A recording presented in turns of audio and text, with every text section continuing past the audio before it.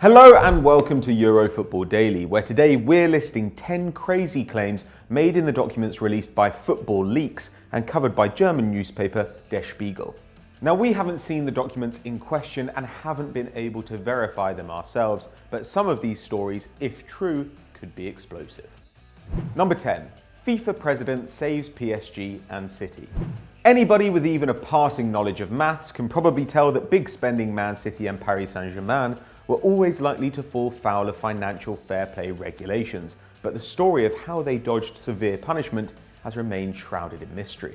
According to Der Spiegel, the two European giants had breached FFP by a combined €403 million in 2014, leading UEFA to threaten the clubs with tough sanctions, including expulsion from the Champions League. However, City stood firm, with purportedly leaked emails suggesting that chairman Khaldoon Al-Mubarak said that he'd rather spend €30 million on 50 lawyers to sue UEFA for the next 10 years than hand over the same sum in fines. The clubs tried to cover the shortfall by producing lucrative sponsorship deals from companies possibly affiliated with their Gulf state owners, which they reported as being worth much more than independent consultants said would usually be expected. In the end, current FIFA president and former UEFA General Secretary Gianni Infantino intervened to make sure that the creative accounting was accepted, with an additional fine for each side of just €60 million and a capped squad for European competition. While most allegations made by Football Leaks have been denied by those involved, Infantino has admitted his part in the negotiation, claiming that he saved European club football. Number 9. Weird contract clauses. One of the more entertaining effects of Football Leaks releasing information to the public has been seeing the weird agreements players have inserted in their contracts. Back in 2016, during one of the first rounds of leaks, it was revealed that Neymar had a release clause in the region of €220 million at Barcelona, the public knowledge of that later helping PSG acquire the Brazilian for a world record fee. Neymar apparently earns an extra €2.5 million a year if he doesn't criticise PSG's manager publicly, and his national teammate Roberto Firmino also had a special clause put in his contract when he signed for Liverpool. Stung by their previous tussles with Arsenal over Alexis Sanchez and Luis Suarez, the Reds agreed that Firmino could have a buyout clause in his deal so long as 1. The minimum fee was €98 million, and 2. The buying club wasn't Arsenal. And that wasn't the Anfield side's only such agreement. That summer in 2015, they handed Mario Balotelli £1 million because he hadn't received 3 straight red cards in the course of the season. Meanwhile, other players didn't find their club so generous, with Ander Herrera seeing his contract with Man United shrink in value every season, from over £3.5 million in his first year to just 2.3 in his fourth, and Schalke demanding that defender Matija Nastasic prove that he can't wear Adidas shoes for medical reasons. Turns out football is even stranger than you might have thought. Number 8. Michael Laudrup and Swansea's dodgy transfers. With Swansea in the Championship and Michael Laudrup having spent the last 4 years working in Qatar, it's easy to forget that the Dane ever coached the Welsh side. But in 2016, using documents provided by Football Leaks, Danish paper Politiken claimed that the former Barcelona star had left the Swans because his agent had been making money off the club's transfers, with Laudrup possibly in on it too. Politiken claimed to have a letter from a Swansea director to the League Managers Association, dated 9 days after Laudrup was sacked, which said that the coach had been reluctant to sign players unless his agent, Bayram Tutumlu, was involved in the deal. Other documents suggested that Tutumlu made around £3.6 million from 7 of Swansea's signings, as well as hammering out a deal with the club chairman Hugh Jenkins, which netted him 7.5% of every player sale. Nothing was proven, and the club eventually cut all ties with Tutumlu, and Laudrup agreed a compensation package 4 months after he was fired, with no further action taken. Number 7. Mbappé's mega move. Just one full season after his switch to Paris made him the second most expensive footballer in history, Kylian Mbappé has picked up a domestic treble and a World Cup winner's medal. But while PSG have got themselves arguably the best teenage prospect since Brazilian Ronaldo, they've paid handsomely for the privilege, with the 19-year-old's contract reportedly worth a staggering €55 million over 5 years, and the club even paying taxes for their young star. But that isn't the whole of Mbappe's alleged deal. According to Football Leaks, the youngster's representatives also requested clauses in his contract which gave him use of a private jet for 50 hours per year, and a guarantee that he'd become the best paid player at the club if he won the Ballon d'Or. The second would have meant tripling his salary to match Neymar's €30 million a year, and PSG rejected both suggestions, as well as demands for a compensation package in case FFP saw them banned from Champions League football, a possibility which has become more and more feasible in recent weeks. However, the club did agree to give Mbappé €30,000 a month to pay rent and hire 3 personal employees: a cook, a cleaner, and a driver. Finally, Jorge Mendes somehow got involved, despite not representing Mbappé in any capacity, with reports claiming that he got paid about €9 million for negotiating with Real Madrid and PSG on Monaco's behalf and bumping up the Frenchman's eventual price. As is usually the case in football, the rich, even PSG, just ended up getting richer. Number 6. African talent stolen.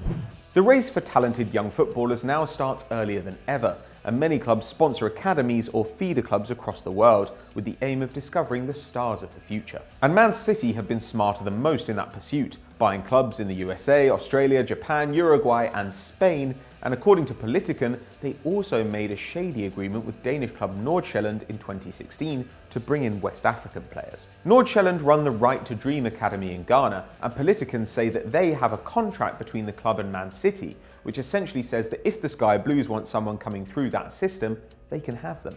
That could constitute third-party ownership or interference in the affairs of another side, which would breach FA, Premier League and FIFA rules and carry a harsh penalty, possibly fines or bans. Nordsjælland deny that they've broken any regulations, saying that such an agreement was never even discussed. Still, just the story may bring unwanted attention to the club. 18-year-old star midfielder Mohamed Kudus, a product of Right to Dream, is now on the radar of every big club on the continent. Number 5. Tax dodging. Every rich person seems to get the same handbook on how to dodge tax, and the 2016 round of Football Leaks threw up information on the finances of many of the sport's biggest stars. Lionel Messi and Cristiano Ronaldo have both been found guilty of tax evasion, fined over €27 million and given combined prison sentences totaling 45 months, though Ronaldo's was suspended and Messi's later reduced to just another fine. And Jose Mourinho had his fair share of tax woes before Football Leaks even came along. In 2014, he paid Spanish authorities €4.4 million to correct discrepancies from the previous financial year. But after the 2016 data dump revealed how his advisors had hidden money in the Caribbean to avoid fees related to image rights, his case was reopened. In the end, the coach was able to agree a deal with law enforcement, which commuted a 1-year prison sentence and cost him nearly another $1 million. However, with his earnings from management alone totaling an estimated €200 million since 2004, we doubt that the special one will even notice the difference. Number 4. Racism at PSG. Sorry PSG fans, but we're not done with you yet. While the club tries to grow its popularity across the globe, there are elements in the side which are less keen on diversity, with website Mediapart obtaining documents which suggest academy personnel tried to cap the number of black players joining the team. Allegedly, scouts were asked to include the ethnicity of young footballers in their reports from a choice of 4: French, North African, Black African, and West Indian. One scout apparently told Mediapart that PSG didn't want us to recruit players born in Africa because you're never sure of their date of birth. That's a form of discrimination which is illegal in France. PSG have denied that there was such a policy at the club, but have admitted that some of the documents are real, stating that the racial information on forms was included purely on the personal initiative of the person in charge of this department. That person would be Mark Westerlop, formerly the club's chief scout and now working in development at Rennes. He's accused of saying there are too many Africans and West Indians in Paris, but has denied having a hand in the racist system. The Parisians have now launched an investigation into the matter. Numbers 3 and 2, Abu Dhabi money and Project Longbow. Gianni Infantino was Man City's saviour when FFP threatened to derail their bid for continental dominance, but the extent of their spending might be far beyond what anybody thought. Der Spiegel suggests that even the €200 million deficit, which led to the Citizens' 2014 fine, is dwarfed by the team's actual outlay, but that they kept their heads above water with additional funds from their Abu Dhabi owners. At that time, 84% of the club's commercial money came from companies based in Abu Dhabi, and the severance pay from Roberto Mancini's 2013 sacking left the side needing to bring in even more. The German paper claimed that City's chief financial officer, Jorge Chumillas, wrote an email saying the club was around £10 million short of its FFP target, and that The only solution left would be an additional amount of Abu Dhabi sponsorship revenues that covers this gap. The implication is that any shortfall in the Sky Blues funds is solved by a quick cash transfer from the UAE. And according to the documents, Man City's creative accounting went beyond anything employed by other clubs.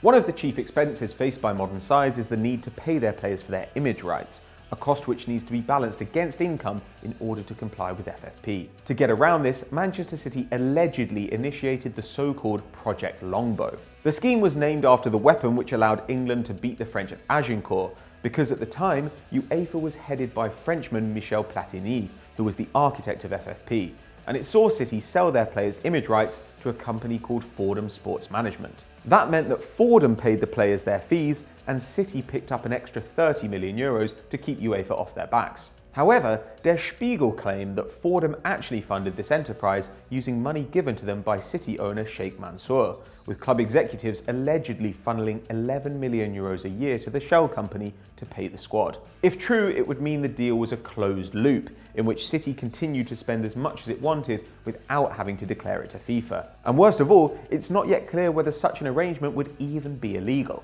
However, Der Spiegel's reporting means that UEFA may reopen investigations into Pep Guardiola's outfit, and just as they look to be on the verge of conquering Europe. Number 1. The European Super League.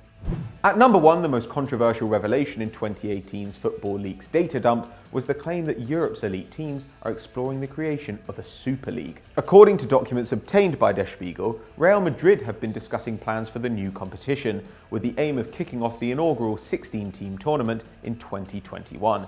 Perhaps unsurprising, given that Madrid club president Florentino Perez championed the idea as far back as 2009. Allegedly, Barcelona, Bayern Munich, Juventus, Arsenal, AC Milan and Man United were all involved in the secret planning behind UEFA's back and would be named founder members of the Super League, with 11 teams guaranteed places and 5 handed guest spots. Those teams would possibly have to leave their domestic tournaments, a problem for the Premier League sides whose lucrative TV rights deal runs until 2022.